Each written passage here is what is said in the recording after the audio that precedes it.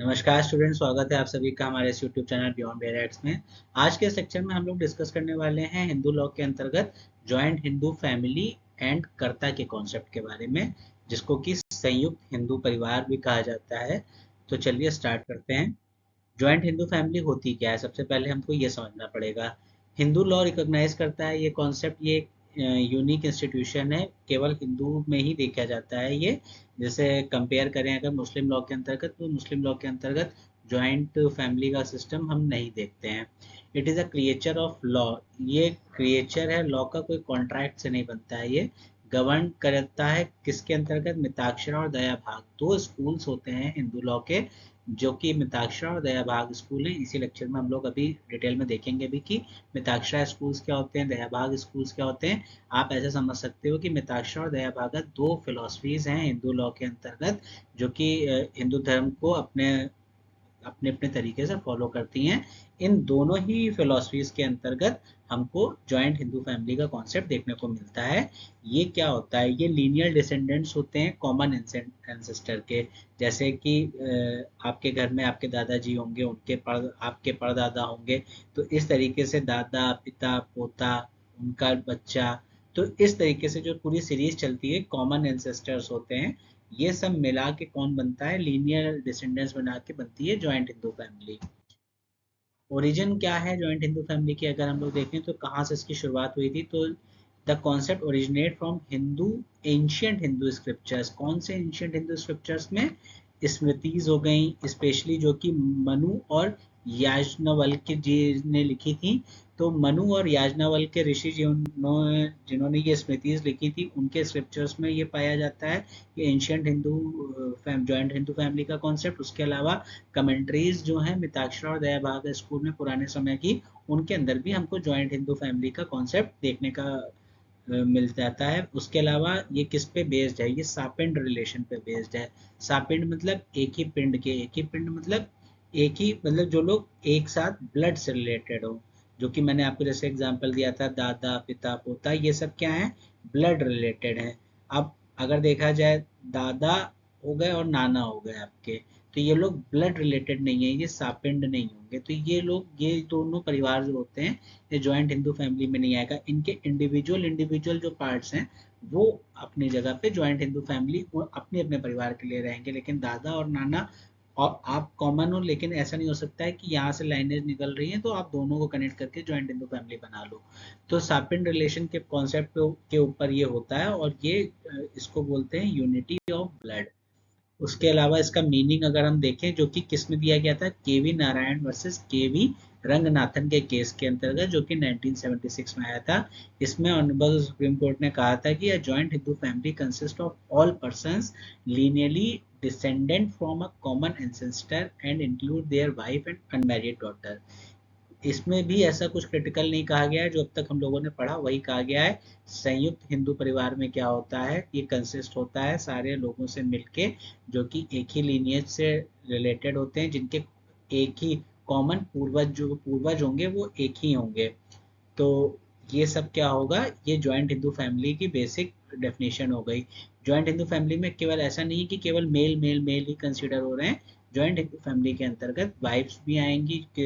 X कोई mail है तो उसकी वाइफ है वाई, तो ये दोनों मिला के, वाइफ और हस्बैंड मिला के ये जॉइंट हिंदू फैमिली बनता है। केवल हिंदू वो केवल मेल मेल नहीं इसमें कंसिडर किया जाएगा। इवन फीमेल्स के रिस्पेक्ट में देखा जाए तो अनमैरिड डॉटर भी जो होती हैं वो जॉइंट हिंदू फैमिली का पार्ट होती हैं। ये किस केस में कहा गया था? केवी नारायण वर्सेस केवी रंगनाथन के केस में, जो कि 1976 में आया। अब हम लोग डिस्कस करेंगे कैरेक्टरिस्टिक्स क्या होती हैं जॉइंट हिंदू फैमिली की। तो बहुत आसान सी बात है ये, जैसा कि हम लोगों ने पढ़ा, ये बर्थ के साथ ही बनती है, इसको कोई एग्रीमेंट नहीं किया जाता है इसके अंतर्गत। अब ये पॉसिबल नहीं। सर्वाइवरशिप का जो प्रिंसिपल है वो भी अप्लाई नहीं होता है, वो सॉरी इस पे अप्लाई होता है। हम लोगों ने दो पॉइंट्स पढ़े, एक है ये कैरेक्टरिस्टिक्स क्या होती है जॉइंट हिंदू फैमिली की, ये बर्थ के साथ होती है। मतलब ऐसा नहीं होगा कि अगर आप कल को 18 साल के होते हैं और आपसे कोई जॉइंट हिंदू फैमिली है, वो आपसे आके कॉन्ट्रैक्ट करती है और आपसे कहती है कि आप कल से हमारी जॉइंट हिंदू फैमिली का हिस्सा है, ऐसा नहीं होता है। ये बाई बर्थ आपको मिलती है, जैसे ही आप पैदा होते हैं, जिस क्षण में आप पैदा हुए उस क्षण से ही आप उस जॉइंट हिंदू फैमिली का हिस्सा हो जाते हैं। सर्वाइवरशिप जो प्रिंसिपल है वो अप्लाई होता है इसके अंतर्गत मिताक्षरा स्कूल में, लेकिन दया भाग स्कूल में इनहेरिटेंस का कॉन्सेप्ट चलता है, तो वहाँ पे सर्वाइवरशिप का प्रिंसिपल नहीं अप्लाई होता है। अब सर्वाइवरशिप होती क्या है? सर्वाइवरशिप ऐसी, इसका मतलब ये होता है जो भी आप जैसे कोई एक्स पर्सन है, उसका वाई जेड को पार्टनरी है। अब एक्स जैसे ही मरता है तो वाई जेड में प्रॉपर्टी अपने आप चली जाएगी। इनहेरिटेंस में क्या होता है, वो गवर्न होता है कहाँ से? सक्सेशन लॉ के अंतर्गत आता है। सर्वाइवरशिप में प्रॉपर्टी ऑटोमेटिकली डिवॉल्व हो जाएगी। सर्वाइवरशिप के कॉन्सेप्ट में क्या नहीं आता है, अगर एक्स ने जो प्रॉपर्टी अपने आप कमाई थी, सेल्फ एक्वायर्ड प्रॉपर्टी थी, वो नहीं आती है, वो पार्टनरी को वो नहीं मिलेगी। जो उसकी पुश्तैनी ज़मीनें हैं वही ट्रांसफ़र होंगी वाई जेड को। लेकिन इनहेरिटेंस के कॉन्सेप्ट में ऐसा नहीं होता है। सेल्फ एक्वायर्ड प्रॉपर्टी भी जो होती है वो सक्सेशन लॉ के अंतर्गत इनहेरिटेंस के थ्रू आगे बढ़ा दी जाती है। हिंदू को parcenary is a narrower body within the joint Hindu family. Joint Hindu family के अंतर्गत आता है हिंदू कोपार्सनरी। कोपार्सनरी एक छोटा कॉन्सेप्ट है अगर देखा जाए तो। ये हो गया जॉइंट, ये हो गया आपका जॉइंट हिंदू फैमिली। इसके अंतर आता है इतना छोटा सा हिस्सा है, कौन सा? कोपार्सनरी का। तो ये छोटा वाला हिस्सा है, ये होता है कोपार्सनरी। बाकी जो पूरा ओवरऑल स्ट्रक्चर है ये है हमारा joint Hindu family. Maximum 4 generations of male line under Mitakshara. Coparcenary के अंतर्गत मैक्सिमम 4 जनरेशंस आती हैं। कॉमन प्रॉपर्टी होती है, कॉमन वर्शिप एरिया होता है।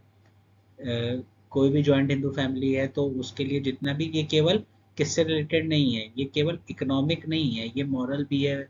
हर तरीके से जॉइंट हिंदू फैमिली जो होती है मॉरल, रिलीजियस, इकोनॉमिकली तीनों तरीके से रिलेटेड होती है। मतलब कि इनकी कॉमन प्रॉपर्टी होगी, कॉमन मंदिर होगा, पूजा एक तरीके से होगी, सारी चीज़ें कॉमन होंगी। कर्ता जो होगा वो हेड होगा और मैनेज करेगा किसको? फैमिली को।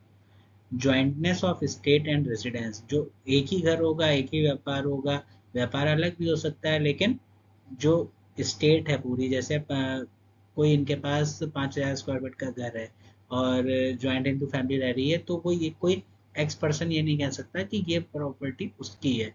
पूरे घर की है वो प्रॉपर्टी, जिसका जैसा हिस्सा होगा अगर डिवाइड किया जाएगा उसको उसके अकॉर्डिंग को मिलेगा, तब वो कह सकता है कि ये हिस्सा मेरा है।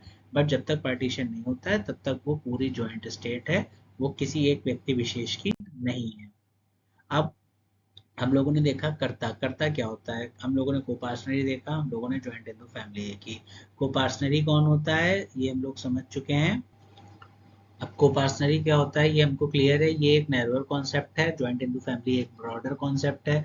जॉइंट हिंदू फैमिली के अंतर्गत कोपार्सनरी का सिस्टम आता है। कोपार्सनरी कौन होते हैं? जो लोग पार्टीशन की डिवाइड कर मांग कर सकते हैं, कभी भी जो कोपार्सनरी होंगे वही पार्टीशन की डिमांड करेंगे। अब अगर हम लोग ये टर्म समझे कोपार्सनरी, तो दो वर्ड से मिलके बनता है, को और पार्सनरी। को मतलब क्या होता है? टुगेदर। पार्सनरी मतलब जो कि ओनरशिप होता है इसका मतलब, या फिर इनहेरिटेंस होता है इसका मतलब। कौन से स्कूल में देखा जाता है? मिताक्षरा स्कूल में देखा जाता है। कोपार्सनरी 4 जनरेशन तक होती है, हम लोगों ने देखा, जैसे हो गया फादर सन ग्रैंडसन ग्रेट ग्रैंडसन, ये 4 जनरेशन हो गई, यही होंगे कोपार्सनरी। इसके अलावा हम लोगों ने देखा जॉइंट हिंदू फैमिली एक ब्रॉडर कॉन्सेप्ट है। इसके अंतर्गत सभी परिवार के सभी सदस्य आते हैं, चाहे वो मेल हो फीमेल हो, डॉटर्स हो, डॉटर अगर अनमेरिड हैं तो वो जॉइंट हिंदू फैमिली में आएंगी। कोपार्सनरी में फीमेल्स नहीं आती हैं। पहले प्री 2005 के अमेंडमेंट के बाद से डॉटर्स को भी कोपार्सनरी बना दिया गया है। अब हम लोग देखने जा रहे हैं किसका कॉन्सेप्ट? कर्ता का कॉन्सेप्ट। कर्ता जो होता है वो जॉइंट हिंदू फैमिली जो होती है, जिसको जो रन करता है, जो सबसे वहाँ का बुजुर्ग इंसान होता है, जो पूरे घर परिवार को एक तरीके से कंट्रोल में रखता है, चीज़ें सारी मैनेज करता है, वो होता है कर्ता। सीनियर मोस्ट मेंबर होता है, ये कोई भी हो सकता है, मेल या फीमेल। पहले क्या था, केवल मेल ही होता था, लेकिन अब फीमेल भी हो गई हैं। कब से? जो अमेंडमेंट मैंने अभी बात करी उसके अमेंडमेंट के बाद से। और ये किस केस में कहा गया था? सुजाता शर्मा वर्सेस मनु गुप्ता के केस में, जो 2015 में आया था। ये कोर्ट ने उसके बाद कहा था कि फीमेल भी जो हैं वो कर्ता हो सकती हैं। इसके पास पावर क्या होती है?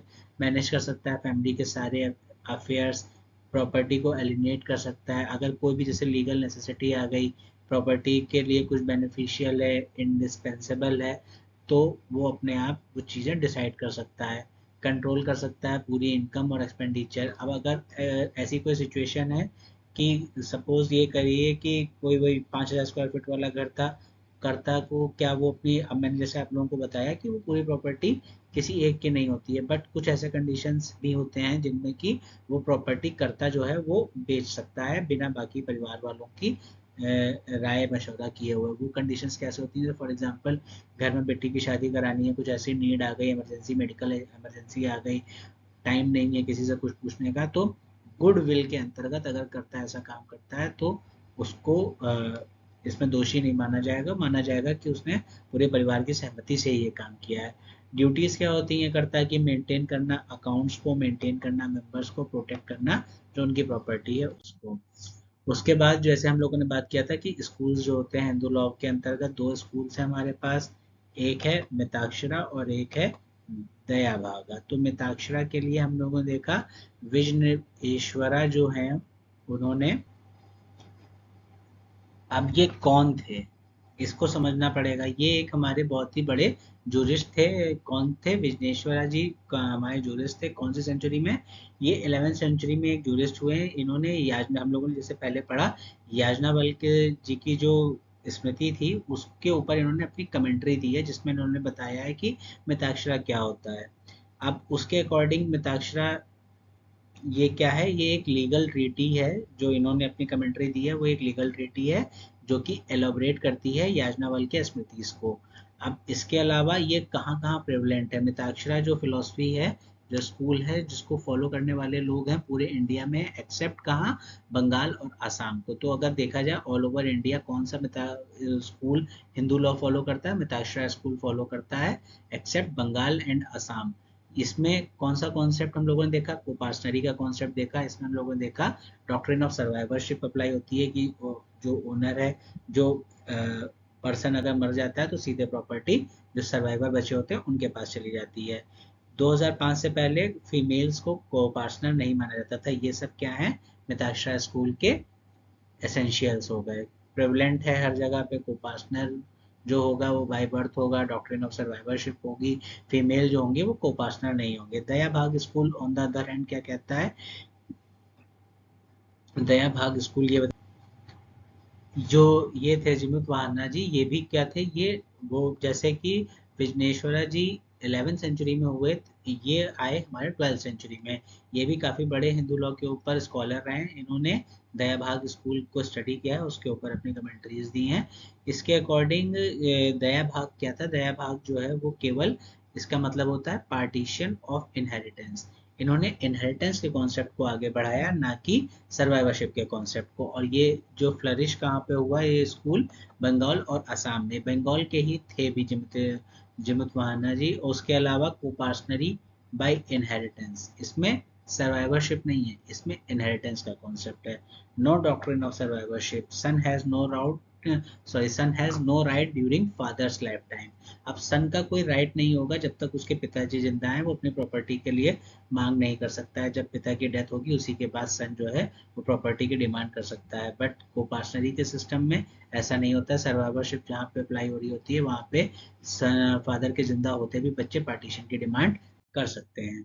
डिफरेंस क्या है हम लोग देख लेते हैं। मिताक्षरा स्कूल में बाई बर्थ ही हो जाता है प्रॉपर्टी डिवाइड, और यहाँ पे इनहेरिटेंस का कॉन्सेप्ट है।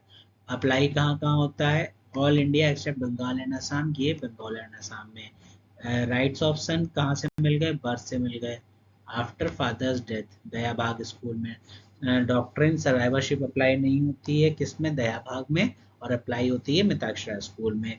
फीमेल को पार्टनर पहले नहीं होती थी, 2005 के बाद से अप्लाई होने लगा है। फीमेल्स भी को पार्टनर होने लगी हैं। कहाँ? मिताक्षरा स्कूल के अंतर्गत। दया भाग में ये पहले ही रिकॉग्नाइज था।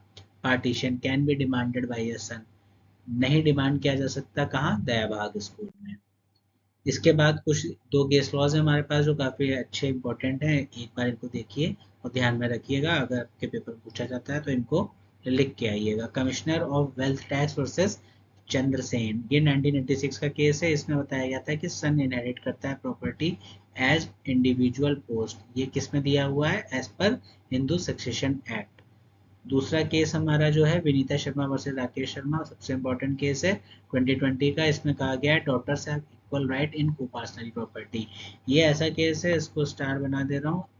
कोई भी केस पूछा जाए जॉइंट हिंदू फैमिली से, कोपार्सनरी से, कर्ता से, तो आपको सीधे लिख देना है विनीता शर्मा में कहा गया था पहले कर्ता क्या नहीं होती थी, फीमेल्स नहीं होती थी, लेकिन विनीता शर्मा से इसको रिकॉग्नाइज किया गया, डॉटर्स को भी इक्वल राइट दिए गए। कोपार्सनरी के लिए पूछा जाएगा सेम, पहले नहीं होता था लेकिन 2005 के बाद होने लगा। कोर्ट ने रिकॉग्नाइज कौन से केस से किया? विनीता शर्मा के केस से किया।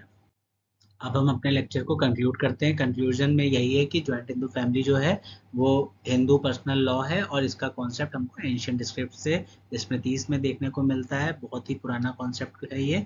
इसके अलावा इसके अंतर्गत कोपार्सनरी सिस्टम होता है जो कि जॉइंट हिंदू फैमिली के अंतर्गत आता है।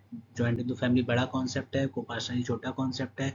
कोपार्सनरी और जॉइंट हिंदू फैमिली, जो जॉइंट हिंदू फैमिली होती है उसको गवर्न करने के लिए हमारे पास कर्ता होता है। कर्ता क्या करता है? कर्ता जो सारी प्रॉपर्टी उसको मैनेज करता है, फाइनेंशियल और रिलीजियस और ये सारी चीज़ें जॉइंट हिंदू फैमिली एक साथ करती हैं। केवल इकोनॉमिक पर्पस नहीं होता है। Coparcenary on the other hand केवल जो पार्टीशन की डिमांड परिवार वालों के द्वारा की जाती है, वो जो कॉन्सेप्ट होता है पार्टीशन डिमांड करने का, उसको हम लोग बोलते हैं कोपार्सनरी।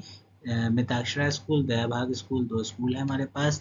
मिताक्षरा स्कूल बंगाल और असम को छोड़ के ऑल ओवर इंडिया फॉलो करता है। दयाभाग बंगाल और असम में होता है। ये मिताक्षरा दयाभागा है क्या? ये हिंदू लॉ फॉलो करने की दो अलग अलग फिलोसफीज हैं। एक के अंतर्गत डिफरेंस मेजर मेजर यही है कि दयाभाग क्या फॉलो करता है? इनहेरिटेंस। और मिताक्षरा क्या फॉलो करता है? सर्वाइवरशिप। सर्वाइवरशिप मतलब जैसे ही एक मरता है उसकी प्रॉपर्टी सीधे पिता मरे तो प्रॉपर्टी जो है वो सन्स को तुरंत चली जाएगी। इनहेरिटेंस का कॉन्सेप्ट क्या होता है कि सन्स को प्रॉपर्टी सक्सेशन लॉ के अकॉर्डिंग जाएगी। अगर पिता मरता नहीं है तब भी मिताक्षरा में सन जो है, बच्चे जो हैं वो प्रॉपर्टी की डिमांड कर सकते हैं। बट मिता दया भाग स्कूल में ऐसा नहीं होता है। आई होप आप लोगों को पूरा लेक्चर समझ में आया हो। कोई भी डाउट हो तो कमेंट बॉक्स में कमेंट ड्रॉप कीजिए और अच्छे से अपनी तैयारी कंटिन्यू कीजिए।